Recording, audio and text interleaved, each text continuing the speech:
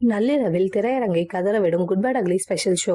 ஆதிக் ரவிச்சந்திரன் இயக்கத்தில் அஜித்குமார் நடிப்பில் உருவாகியுள்ள குட் பேட் அக்லி திரைப்படத்தின் மீது ரசிகர்கள் பெரும் எதிர்பார்ப்பை வைத்துள்ளனர். மைத்ரி மூவி மேக்கர்ஸ் தயாரிக்கும் இப்படத்தின் டீசர் சமீபத்தில் வெளிவந்து ரசிகர்களிடையே அமோகமாக வெற்றியை பெற்றது. யூடியூபில் 32 மில்லியன் பார்வையாளர்களை பெற்று 24 மணி நேரத்தில் தமிழ் சினிமாவில் சரித்திர சாதனையும் படைத்தது. தற்பொழுதும் டீசருக்கு நல்ல வரவேற்பு இருந்து வருகிறது. விடாமுயற்சி படத்தை தொடர்ந்து இப்படத்திலும் நடிகை த்ரிஷா கதாநாயகியாக நடித்துள்ளார். இவருடைய கதாபாத்திரமும் ஏற்கனவே வெளியிட்டிருந்தார்.